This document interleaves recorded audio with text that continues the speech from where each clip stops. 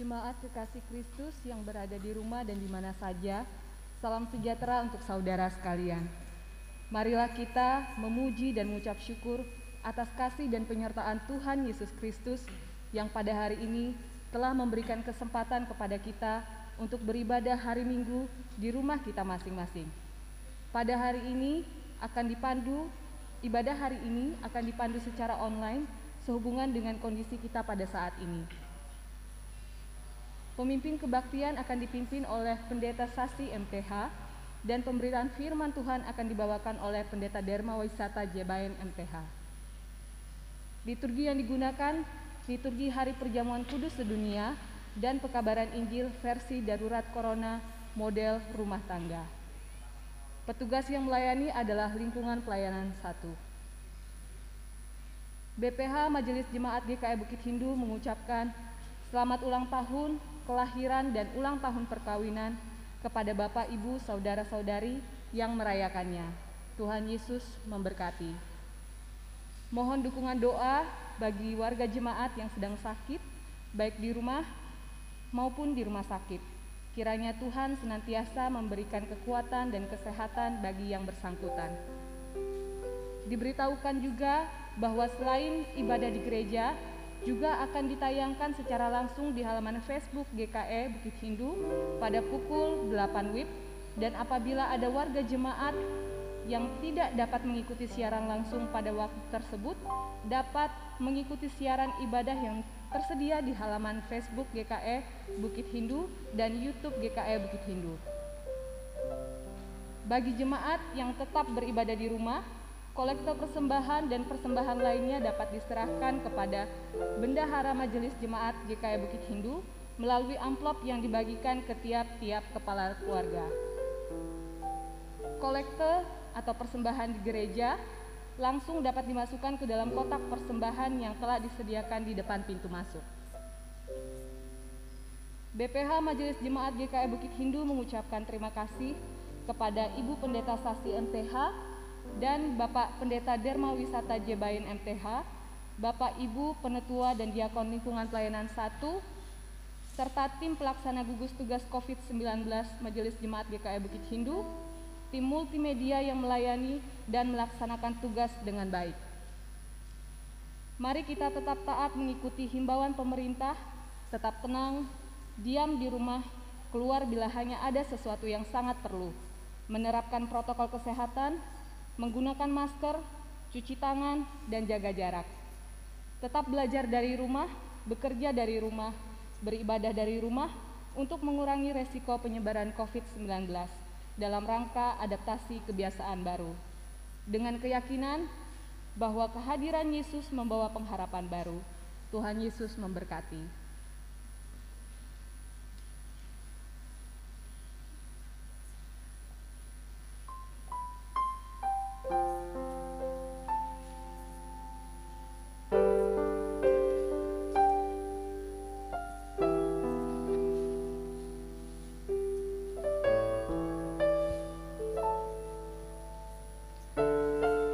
Hari ini kita berhimpun bersama untuk memuliakan Tuhan yang memberikan anugerah keselamatan bagi kita. Anugerah itu dinyatakan melalui pengorbanan Yesus Kristus yang disalibkan, sehingga keselamatan itu datang kepada bangsa-bangsa seperti yang tertulis dalam firman Tuhan. Sebab itu kamu harus tahu bahwa keselamatan yang dari Allah ini disampaikan kepada bangsa-bangsa lain dan mereka akan mendengarnya. Sebagai orang-orang yang telah menerima anugerah keselamatan tersebut, kita dipanggil, diutus untuk memberitakan kabar baik ke seluruh dunia. Semangat inilah yang mendasari kita dalam merayakan Hari Perjamuan Kudus Sedunia dan Hari Pekabaran Injil Indonesia. Secara khusus dalam konteks pemberitaan Injil Gereja Kalimantan Evangelis, untuk mengingatkan kita kembali pada tugas panggilan kita dan menguatkan kita untuk tetap setia pada panggilan beritakanlah Injil. sehingga semua orang yang mendengar akan menerima keselamatan dalam Yesus Kristus. Mari kita berdiri bersama menyanyikan pujian bagi Allah. Mari sebarkan Injil.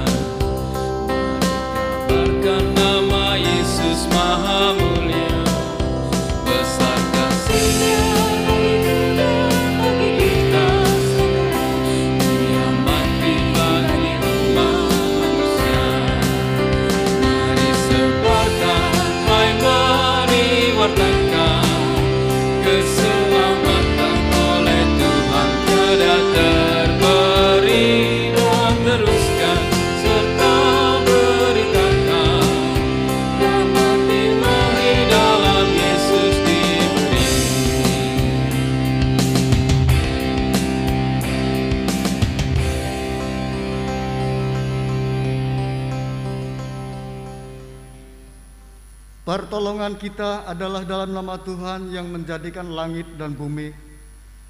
Kasih karunia dan damai sejahtera dari Allah Bapa kita dan dari Tuhan Yesus Kristus menyertai kamu. Amin. Amin.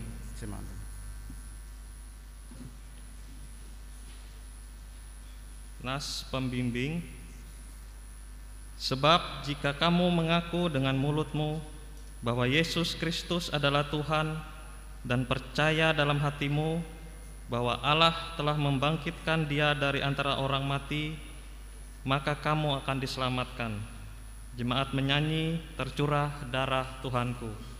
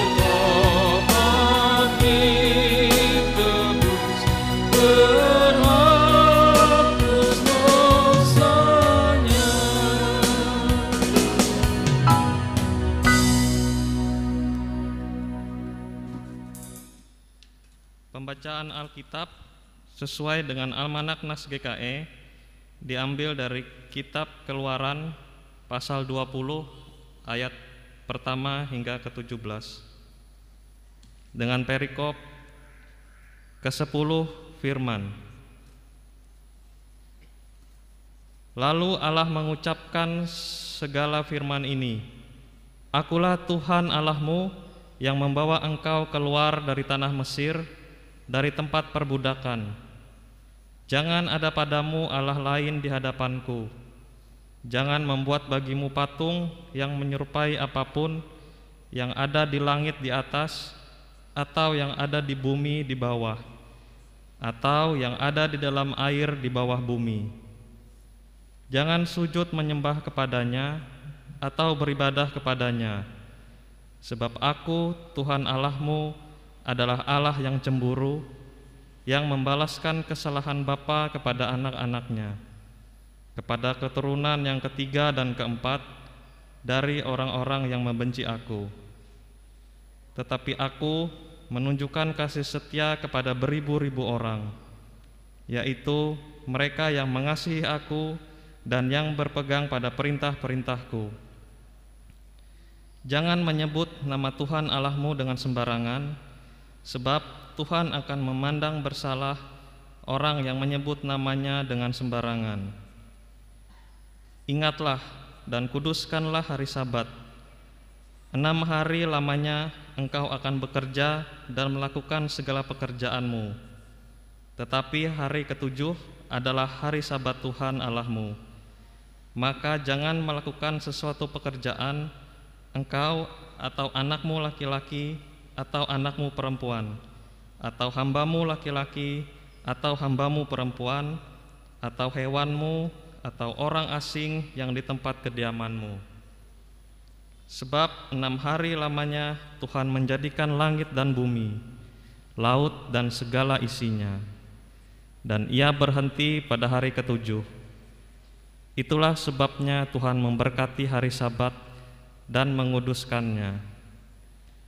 Hormatilah ayahmu dan ibumu, supaya lanjut umurmu di tanah yang diberikan Tuhan Allahmu kepadamu. Jangan membunuh, jangan berzina, jangan mencuri, jangan mengucapkan saksi dusta tentang sesamamu, jangan menginini rumah sesamamu, jangan menginini istrinya atau hambanya laki-laki atau hambanya perempuan, atau lembunya, atau keledainya, atau apapun yang dipunyai sesamamu. Firman-Mu pelita bagi kakiku dan terang bagi jalanku. Pemberitaan firman Tuhan akan disampaikan oleh Bapak Pendeta Dharma Wisata Jebayan MTH.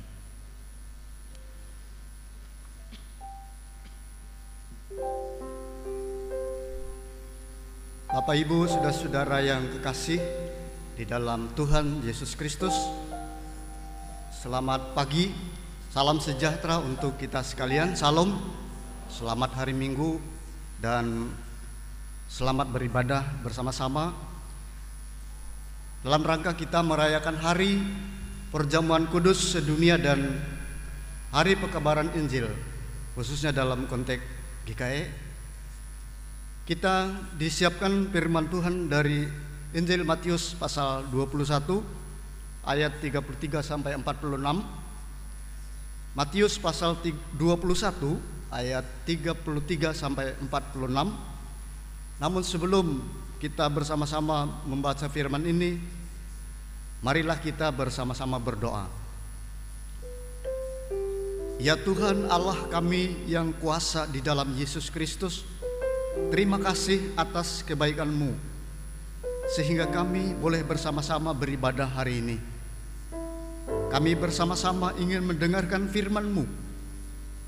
Biarlah firman ini menjadi kekuatan bagi kami, supaya kami senantiasa sesuai dan seturut dan kehendak Tuhan yang kuasa.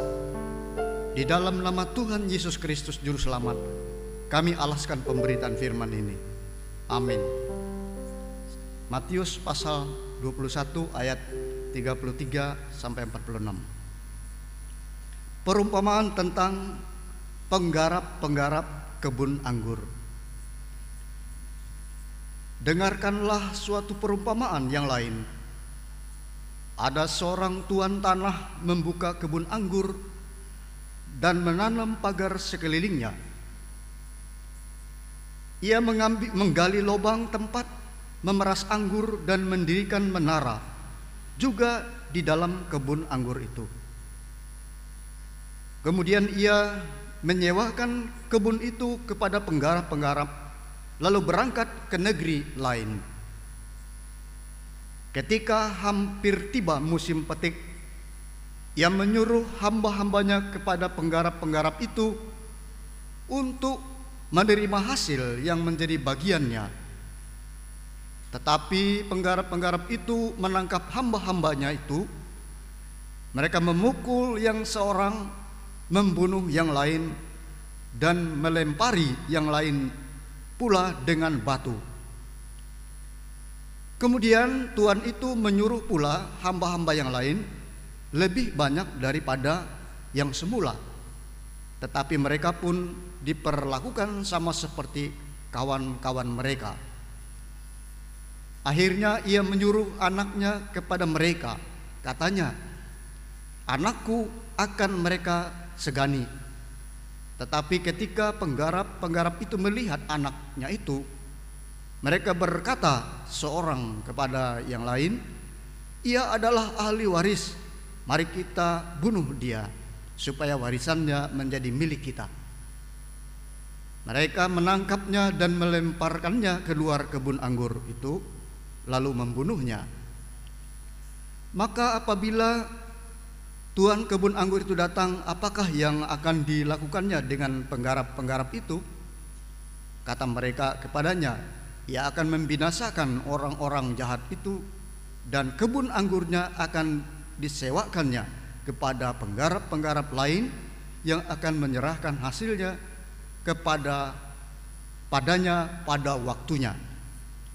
Kata Yesus kepada mereka, belum pernah kamu baca dalam kitab suci, batu yang dibuang oleh tukang-tukang bangunan telah menjadi batu penjuru. Hal itu terjadi dari pihak Tuhan, suatu perbuatan ajaib di mata kita. Sebab itu aku berkata kepadamu, bahwa kerajaan Allah akan diambil daripadamu dan akan diberikan kepada suatu bangsa yang akan menghasilkan buah kerajaan itu. Dan barang siapa jatuh ke atas batu itu, ia akan hancur. Dan barang siapa tertimpa batu itu, ia akan remuk. Ketika imam-imam kepala dan orang-orang Farisi mendengar perumpamaan-perumpamaan Yesus, mereka mengerti bahwa merekalah yang dimaksudkannya, dan mereka berusaha untuk menangkap dia. Tetapi mereka takut kepada orang banyak, karena orang banyak itu menganggap dia nabi. Saudara-saudara yang dikasihi dan mengasihi Tuhan kita Yesus Kristus, perumpamaan ini menggambarkan pentingnya relasi antara umat dengan Allah, dan sekaligus menggambarkan tanggung jawab para pemimpin keagamaan terhadap umat Tuhan. Dalam perumpamaan ini, umat Israel digambarkan sebagai kebun anggur milik Allah. Kebun anggur itu diserahkan kepada para penggarap, yaitu para pekerja-pekerjanya, sedangkan pemiliknya pergi ke negeri lain untuk beberapa waktu lamanya. Nah, ketika tiba musim panen, sang pemilik kebun anggur ini tentu saja kembali untuk mengambil bagian dari apa yang harus dia terima. Saudara-saudara, tetapi para penggarap memukul hamba-hamba yang telah diutus oleh pemilik kebun ini, bahkan membunuh mereka. Ini adalah gambaran penolakan para pemuka Israel, para tokoh-tokoh agama Israel terhadap nabi-nabi dan hamba-hamba Allah yang diutus waktu itu. Saudara-saudara, walaupun demikian, pemilik kebun anggur tetap sabar. Ia mengutus anaknya sendiri dengan harapan bahwa penggarap itu menghormati dan memberikan bagian dari si pemilik kebun. Tetapi lagi-lagi Bapak Ibu, anaknya yang diutus, anak si pemilik kebun ini sendiri juga dilempari dan dibunuh oleh mereka. Sebab mereka berpikir kalau pemilik atau anak pemilik sebagai ahli waris mereka bunuh, mereka lenyapkan, maka mereka bisa menguasai dari kebun itu. Itu di dalam pemikiran mereka. Dan ini adalah gambaran penolakan mereka terhadap Yesus Kristus sebagai Mesias. Saudara-saudara yang dikasihi, apa sebetulnya kesalahan besar para penggarap? Kesalahan pertama adalah mereka tidak memenuhi tanggung jawab mereka sebagai pekerja di ladang Tuhan. Karena Israel dipilih untuk menjadi bapa segala bangsa, para pemimpinnya dipilih untuk membawa Israel, umatnya, kepada Tuhan, tapi mereka tidak menjalankan tanggung jawab ini. Ini kesalahan besar. Lalu kesalahan yang kedua, mereka tidak menghormati seempunya kebun. Mereka tidak menyadari bahwa yang lebih berhak menerima hasil itu adalah pemilik, bukan penggarap. Siapa pemiliknya? Tentulah Allah sendiri.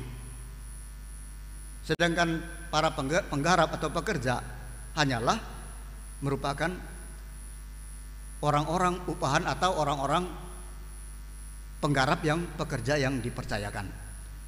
Lalu kesalahan yang ketiga dari penggarap adalah mereka berolah selaku seperti seorang pemilik kebun, seolah-olah mereka lah pemiliknya. Padahal mereka hanyalah pengelola yang dipercayakan untuk mendapatkan upah dari pekerjaan itu. Nah, karena itu sempunya kebun menghukum para pekerja ini dengan cara apa? Dengan cara membuat perubahan kedudukan para pekerja ini, para pemimpin Israel ini setelah kematian Yesus. Apa perubahan itu? Perubahannya adalah Israel yang semula dipilih sebagai berkat bagi bangsa lain, tetapi karena penolakan mereka terhadap Yesus, maka mereka berubah menjadi pohon anggur yang tidak berbuah. Pohon anggur yang tidak berbuah dan tidak berguna, yang di dalam Roma pasal 11 ayat 17-19 disebut siap untuk ditebang dan siap untuk dicangkokkan. Yeskiel 15 ayat 4. Siap dicangkokkan, kemudian diberikan kepada pohon yang lain. Saudara-saudara yang kekasih, firman Tuhan ini mengingatkan kita akan dua hal penting sebagai bentuk tanggung jawab kita sebagai pekerja maupun sebagai umat Allah. Yang pertama adalah gereja atau persekutuan orang percaya adalah ciptaan Roh Kudus.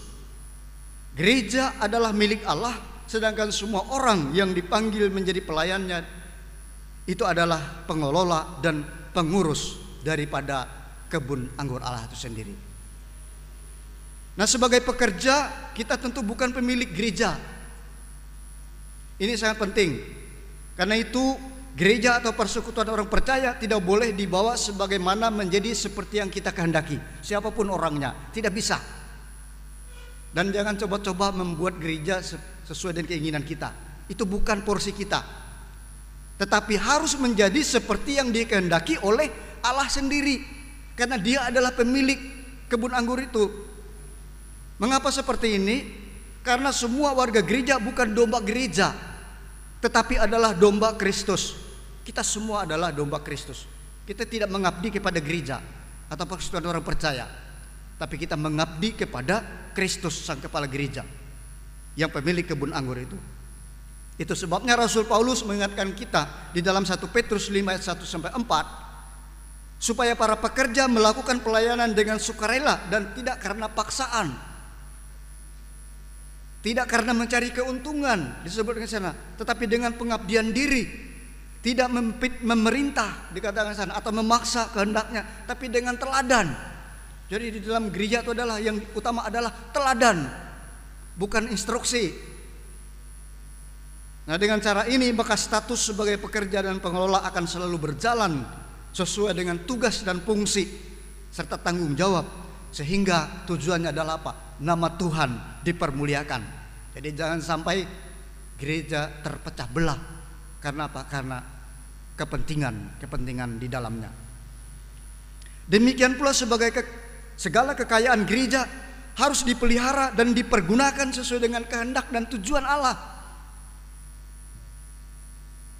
Karena apa? Karena gereja tidak bertumbuh dengan baik jika kita menggeser kedudukan Allah sebagai pemilik kebun anggur itu, seperti yang dilakukan oleh penggarap-penggarap kebun anggur yang dipercayakan di dalam perumpamaan tadi. Nah, itu yang pertama yang berkaitan dengan tanggung jawab para pekerja di ladang Tuhan. Nah, yang kedua, adalah berkaitan dengan tanggung jawab dari umat Tuhan sendiri, yakni setiap orang harus turut serta dalam kegiatan pemberitaan Injil. Nah, karena itu di dalam rangka memperingati Hari Pekabaran Injil hari ini, kita juga sekaligus merayakan Hari Perjamuan Kudus sedunia. Mengapa dua hari raya besar ini disandingkan secara bersama-sama, dirayakan sama? Ini bukan kebetulan. Memang ada maksud dan tujuannya. Tujuannya tentu adalah karena Pekabaran Injil dan Perjamuan Kudus adalah dua hal yang saling berkaitan erat. Dengan melaksanakan Perjamuan Kudus pada hari perayaan Pekabaran Injil, maka kita semua diajak untuk kembali memperbaharui komitmen kita, yaitu kita bersama-sama melakukan Pekabaran Injil. Tugas itu adalah tugas bersama. Karena Tuhan Yesus menyerahkan tubuhnya dan menumpahkan darahnya untuk menyelamatkan kita dari hukuman dosa. Maka Pekabaran Injil menjadi tugas kita bersama, itu harus diwartakan kemana-mana. Tugas itu telah diamanatkan oleh Tuhan Yesus sendiri, yakni pergi dan jadikanlah semua bangsa muridku dan baptiskanlah mereka dalam nama Bapa, Anak dan Roh Kudus. Matius 28 ayat 19. Nah, atas dasar amanat agung Tuhan Yesus ini, maka kita tidak mungkin berpangku tangan atau merasa bangga dengan status dan simbol rohani-rohani kita, sementara kita tidak menghasilkan buah Pekabaran Injil untuk sang pemilik kebun anggur. Apa simbol-simbol rohani yang paling kuat dalam kekristenan? Salah satunya adalah salib Kristus. Salib Kristus menyimbolkan sebuah pengorbanan dan keselamatan kepada dunia dari hukuman dosa. Sudah tahu kita berarti bahwa keselamatan itu harus sampai kepada semua orang, diberitakan. Dan siapa yang telah menerima salib Kristus, maka statusnya sebagai anak Allah dan pewaris kerajaan surga.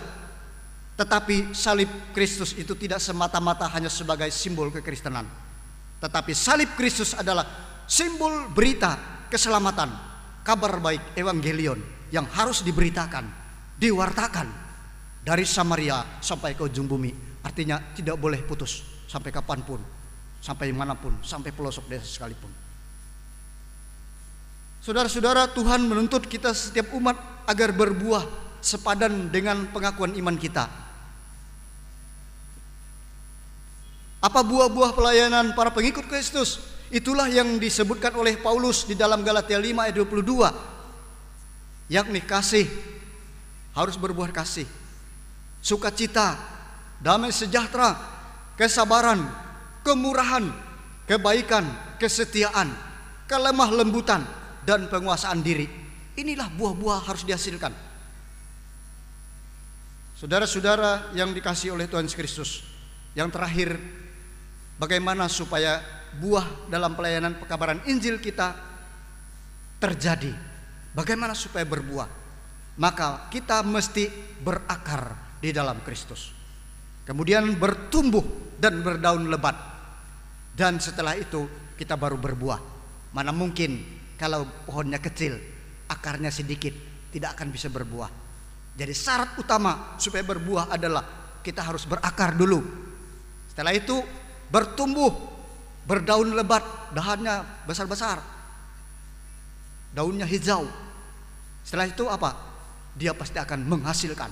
Walau pohonnya besar, berdaun lebat, kalau tidak menghasilkan, Tuhan katakan ditebang dan dibuang ke dalam api. Jadi kita berakar, bertumbuh, dan berbuah.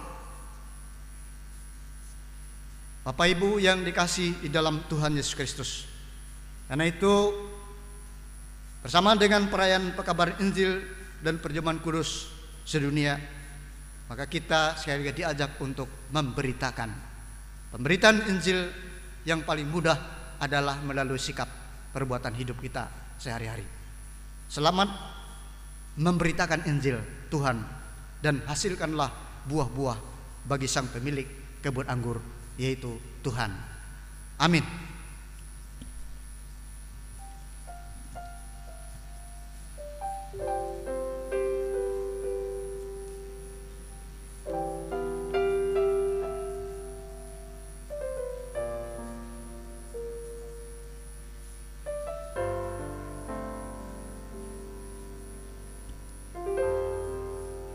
Bapak Ibu, saudara-saudara, mari kita rangkaikan dengan doa syafaat dan diakhiri dengan doa Bapa. Kita berdoa. Terpujilah Tuhan Allah Bapa kami di dalam Yesus Kristus Sang Kepala Gereja, pemilik kebun anggur Allah, yang mempercayakan pekerjaan itu kepada kami semua sebagai pekerja di ladangnya, sebagai anggota umat Allah, domba Kristus. Kami semua memiliki tanggung jawab bersama-sama, baik kami sebagai para pemimpin di dalam gereja, pekerja-pekerja di kebun anggur Allah, maupun kami sebagai umat yang harus digembalakan oleh para pekerja. Kami diminta oleh Tuhan senantiasa untuk berakar, bertumbuh dan berbuah, karena pemilik kebun anggur akan menuntut hasil dari apa yang Dia serahkan kepada kami. Karena itu, berita kabar sukacita evangelion tidak mungkin hanya sampai pada diri kami masing-masing, tetapi kabar sukacita itu harus diwartakan kepada semua bangsa, kepada semua orang di sekeliling kami, bahkan ke tempat-tempat yang jauh. Karena itu pada hari ini, dalam rangka Hari Pekabaran Injil Indonesia, khususnya dalam konteks Gereja Kalimantan Evangelis, kami berdoa kepada pekabaran kabar baik, pemberita kabar baik atau PKB, pemberitaan kabar baik GKE, yang menjadi salah satu alat di tangan Tuhan untuk memberitakan Injil, menjangkau jiwa-jiwa yang belum mengenal Kristus, bahkan yang telah pergi meninggalkan Kristus, supaya ditarik kembali. Berkati pemberitaan kabar baik GKE atau PKB GKE yang sedang giat-giat dan melaksanakan, bahkan seluruh dunia. Kami tahu pandemi ini pasti akan berakhir, dan ketika semuanya telah menjadi tenang kembali, kami melihat ada cinta kasih Tuhan yang luar biasa, ada pelangi setelah hujan, ada berkat Tuhan di balik penderitaan dan pergumulan yang berat. Sudah sekian lama kami, dan baru hari ini kami memulai untuk beribadah bersama-sama di gereja. Tapi bukan berarti kami tidak beribadah di rumah pada waktu yang lalu, sebab kami dengan tekun beribadah di rumah masing-masing bersama keluarga. Hari ini adalah hari yang istimewa bagi kami. Biarlah Tuhan memberkati seluruh kehidupan kami, seluruh warga jemaat kami, baik yang hadir maupun yang tidak bisa dan beribadah di rumah mereka masing-masing secara langsung setelah live streaming hari ini. Biarlah mereka semua mendapatkan kekuatan, kesehatan kami masing-masing, supaya di tengah pandemi COVID-19 kami dapat tetap beraktivitas, kami tetap menjadi produktif, dan kami tetap menghasilkan sesuatu yang berarti dan akhirnya juga untuk Tuhan. Berikanlah kami juga berkat karunia sejahtera dalam melalui pekerjaan kami. Berkati anak-anak kami dalam pendidikan, lebih-lebih sekarang ini mereka mulai memasuki tahap pendidikan bagi anak-anak kami yang baru lulus SMA dan masuk perguruan tinggi. Berkati juga kami sekalian ya Tuhan, dalam keseharian kami, dalam tugas tanggung jawab kami, baik di tempat-tempat yang telah ditetapkan di dalam pemerintahan maupun di tempat-tempat lapangan swasta lainnya. Terima kasih Bapa di surga, bagi yang berulang tahun kelahiran dan pernikahan dalam minggu ini. Mari Tuhan Engkau urapi dan berkati mereka, berikan umur yang panjang, kesukaan, kebahagiaan, supaya mereka senantiasa menerima kebaikan Tuhan, dan dari sana mereka selalu menjadi alat Tuhan untuk memberitakan kebaikan itu. Mereka telah menjadi para penginjil yang andal di tengah-tengah jemaat kami. Terima kasih Bapa di surga, berkati para hamba-hambamu, para pelayanmu, para penatua dan diakon, para pendeta dan penginjil, guru-guru sekolah minggu, pengurus pelayan kategorial dimanapun berada, khususnya kami yang di gereja Efrata Bukit Hindu. Terima kasih Bapa di surga, kami percaya hari ini kami mendapatkan berkat, kekuatan yang luar biasa dari Tuhan. Kepada kami semua yang hadir, saya kami boleh pulang nanti saat dengan sukacita dan kebahagiaan, dan kami boleh memulai segala aktivitas kami sesuai dengan kehendak-Mu. Terpujilah nama Tuhan Yesus Kristus sekarang dan selama-lamanya. Doa ini kami satukan di dalam doa Bapa, sebagaimana kami ucapkan bersama-sama. Bapa kami yang ada di surga, dikuduskanlah nama-Mu. Datanglah kerajaan-Mu, jadilah kehendak-Mu di bumi seperti di surga. Berikanlah kami pada hari ini makanan kami yang secukupnya, dan ampunilah kami akan kesalahan kami, seperti kami telah mengampuni orang yang bersalah kepada kami. Jangan membawa kami ke dalam pencobaan, tapi lepaskanlah kami daripada yang jahat. Karena Engkau yang punya kerajaan dan kuasa dan kemuliaan sampai selama-lamanya. Amin.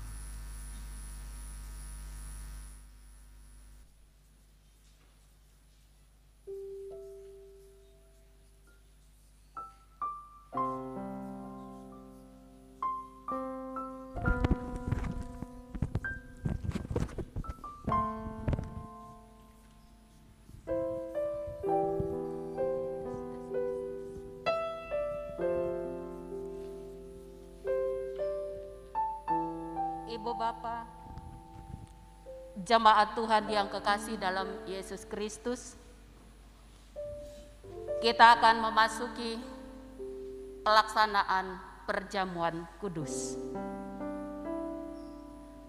Penetapan dan arti perjamuan kudus.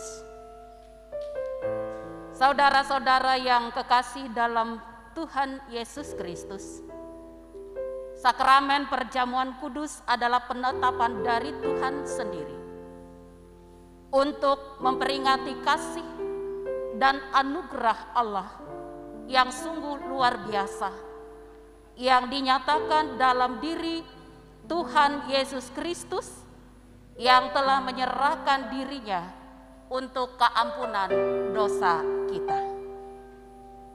Sakramen perjamuan kudus merupakan tanda dan meterai bahwa kita adalah anak-anak Allah yang telah ditebus dengan tubuh dan darah Yesus sendiri. Melalui perjamuan kudus ini, kita menyatakan syukur dan mau hidup di dalam pengasihan-Nya. Di tengah berbagai penderitaan dan kesulitan, perjamuan ini kiranya menghibur dan menguatkan kita. Kiranya membangun dan menguatkan pengharapan bahwa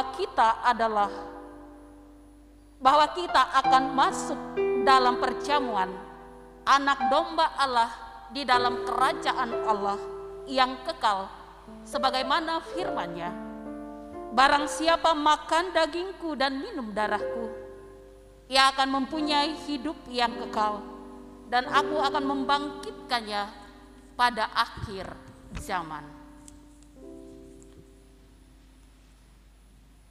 Marilah kita merendahkan diri di hadapan Tuhan dan mengaku dosa kita serta memohon pengampunan daripadanya. Kita berdoa.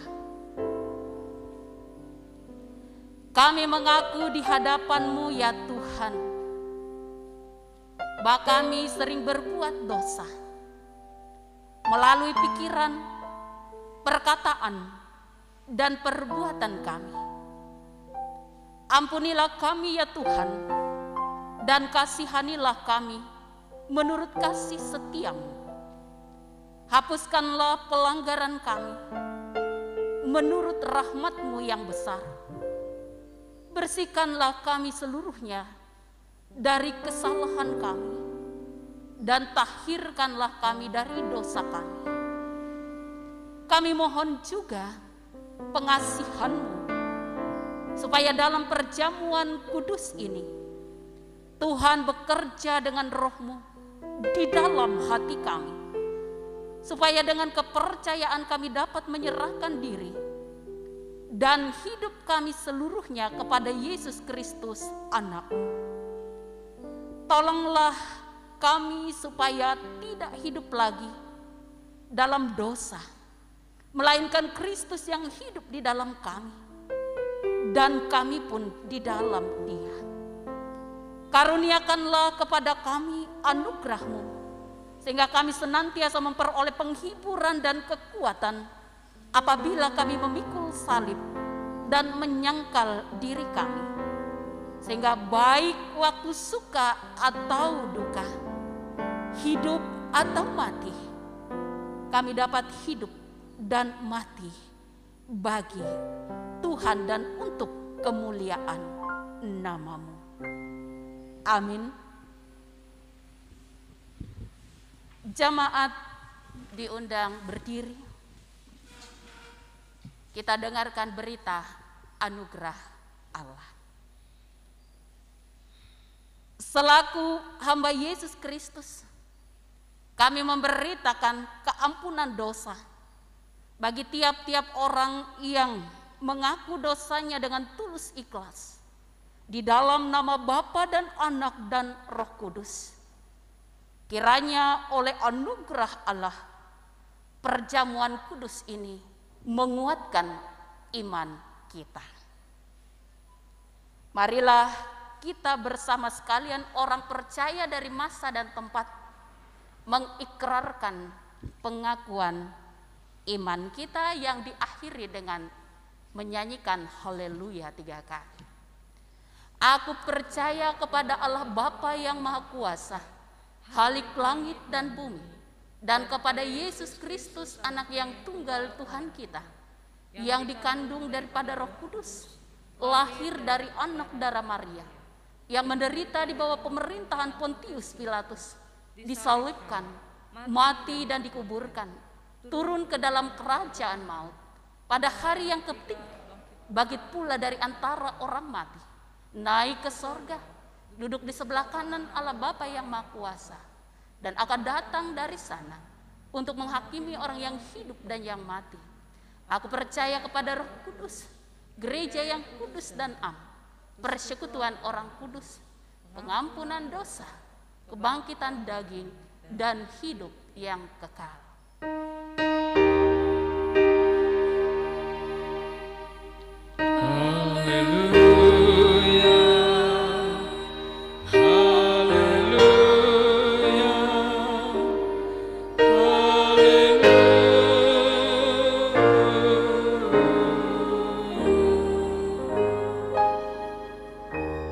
Tetap dalam posisi berdiri, kita masuk dalam pemeriksaan diri dan nasihat.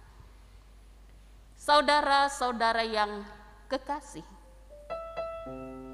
supaya kita semua dapat mengikuti perjamuan kudus ini dengan semestinya, sehingga memperoleh pengampunan dosa, kekuatan dan penghiburan, serta hidup berpengharapan. Marilah masing-masing kita memeriksa diri di hadapan Tuhan. Apakah saudara menyadari dosa saudara, lalu merendahkan diri, menyesal, dan mencari keampunan dari Tuhan?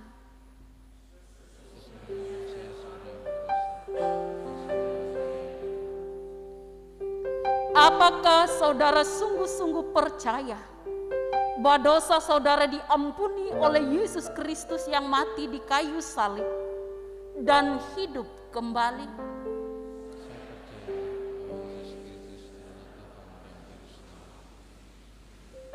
Apakah saudara sungguh-sungguh hendak menyatakan syukur kepada Allah serta hidup selaku anak-anak Allah di dalam kehidupan saudara?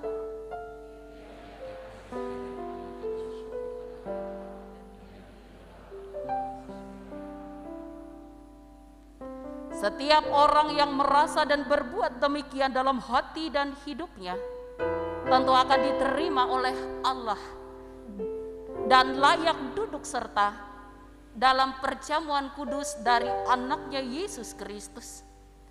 Namun janganlah ada anggapan bahwa kita baru boleh ikut perjamuan kudus kalau kita sudah sempurna dan tidak berdosa lagi. Kita mengikuti perjamuan kudus ini bukan karena kita sempurna, tetapi karena Kristus telah mengampuni dosa kita. Namun kita harus selalu berupaya melawan segala keinginan jahat dan hidup taat menurut kehendak-Nya.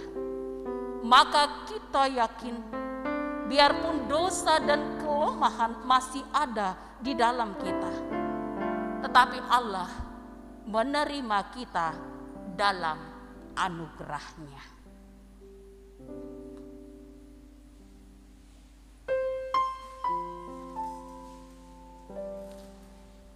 Ibu Bapa saudara-saudara, dan anak-anak semua, dipersilakan berdoa di dalam hati masing-masing di dalam saat teduh.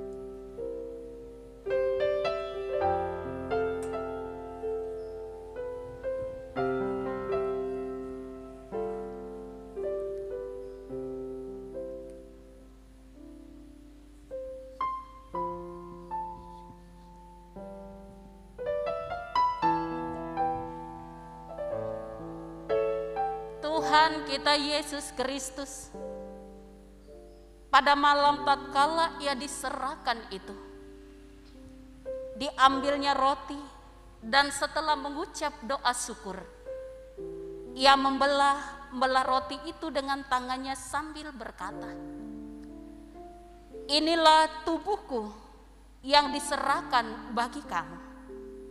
Perbuatlah ini menjadi peringatan akan aku."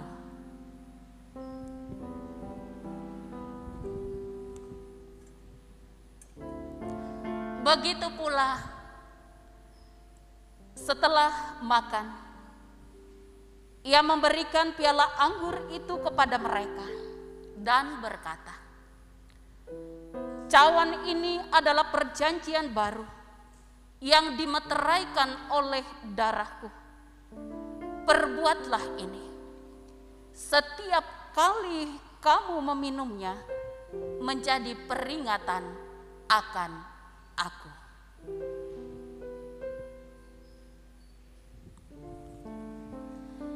Ibu bapa, saudara-saudara, dan anak-anak semua, ingatlah akan sabda Tuhan Yesus Kristus, "Datanglah kepadaku kamu semua yang lelah dan merasakan beratnya beban, aku akan menyegarkan kamu. Marilah dengan penuh sukacita, karena segala sesuatu telah tersedia."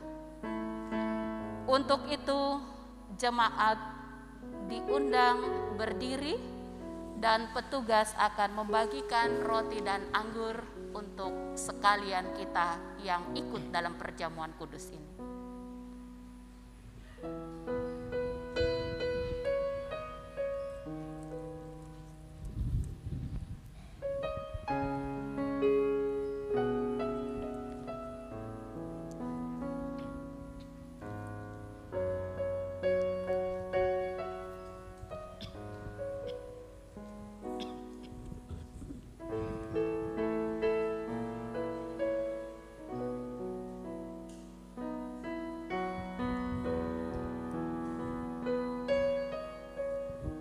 Yang sudah menerima roti dan anggur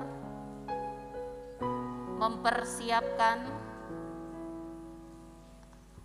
secara khusus anggur dibuka terlebih dahulu.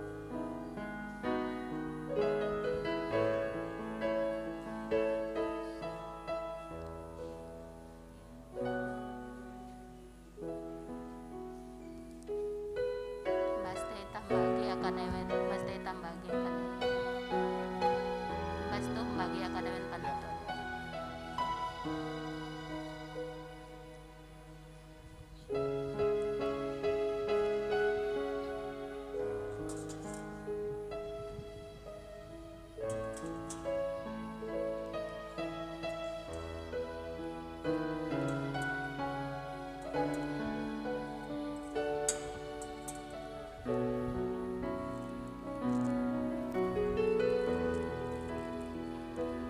dibuka lah.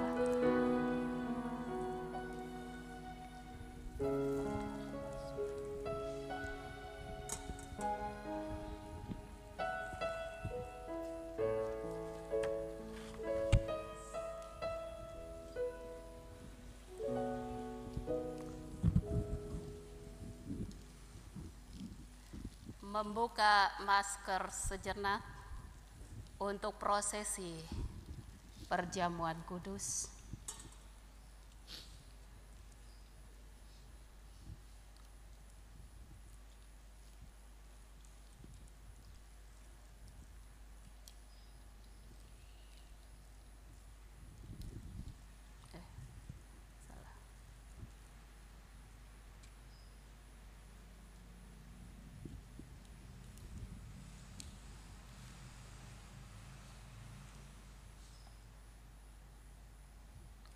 Ambillah, makanlah. Inilah tanda dari tubuh Tuhan kita Yesus Kristus yang sudah diserahkan karena dosa kita.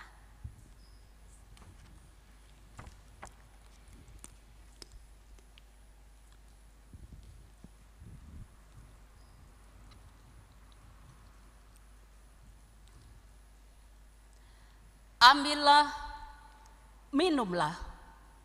Inilah tanda dari darah Tuhan kita Yesus Kristus yang sudah ditumpahkan untuk keampunan dosa kita.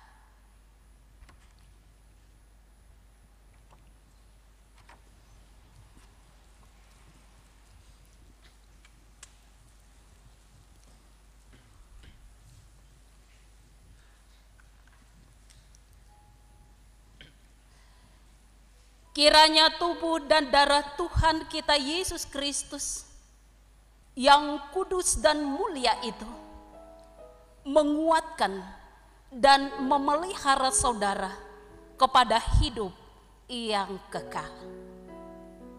Amin.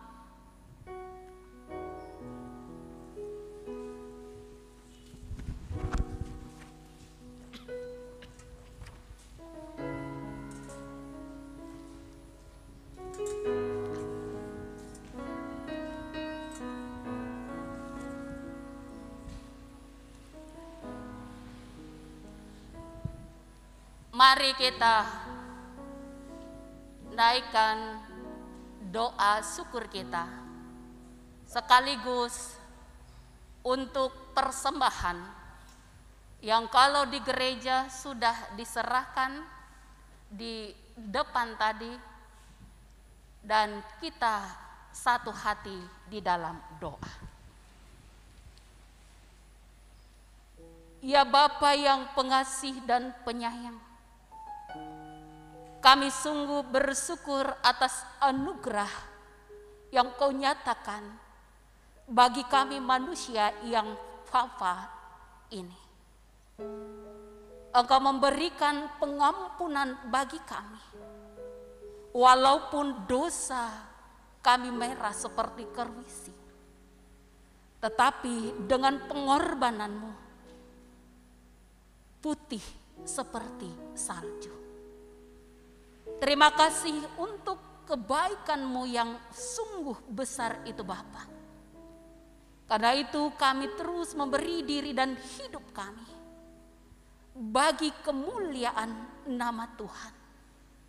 Dan terlebih ya Tuhan, memberi diri kami untuk mendukung pelaksanaan pekabaran Injil di tengah-tengah dunia ini dan melayani sesama kami, di mana sudah kami wujudkan dalam penyerahan persembahan syukur, baik yang sudah kami serahkan maupun yang akan kami serahkan.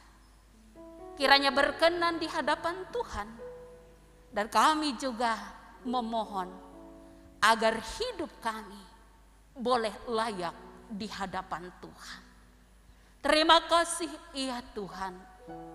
Dalam Kristus Yesus kami berdoa.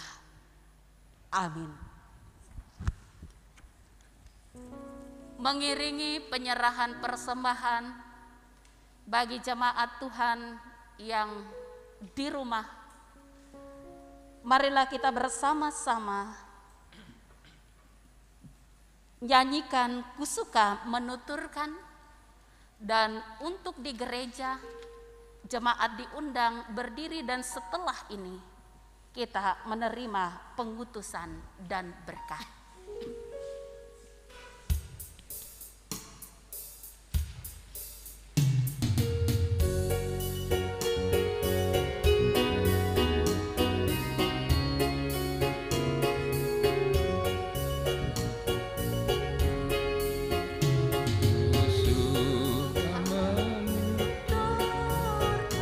Cerita mulia, cerita Tuhan Yesus dan cinta kasih-Nya.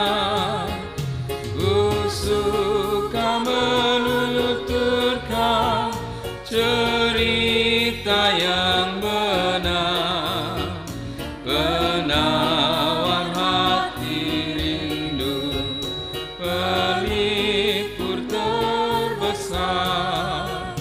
Ku suka menuturkan, ku suka memasyurkan cerita Tuhan Yesus dan cinta kasih-Nya.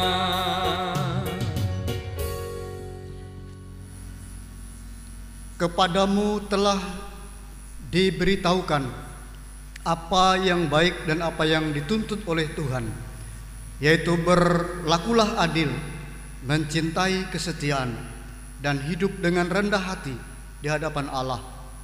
Karena itu pergilah, jadikanlah semua bangsa muridku dan baptiskanlah mereka dalam nama Bapa dan Anak dan Roh Kudus, dan ajarlah mereka melakukan segala sesuatu yang telah kuperintahkan kepadamu.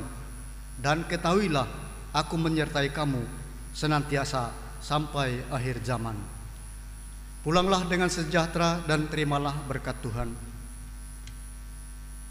Tuhan memberkati engkau dan melindungi engkau. Tuhan menyinari engkau dengan wajah-Nya dan memberi engkau kasih karunia. Tuhan menghadapkan wajah-Nya kepadamu dan memberi engkau damai sejahtera.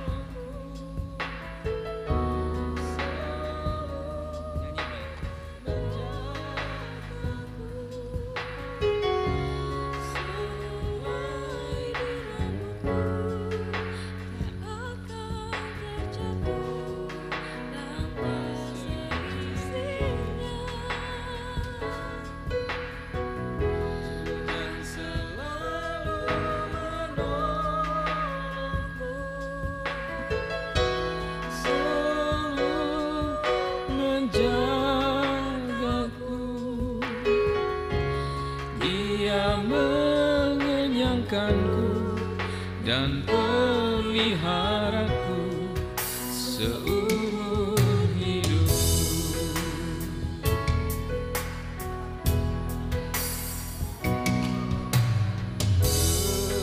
Berganti kasih Tuhan tetap abadi, tak akan berubah sampai selamanya. Ku tetap percaya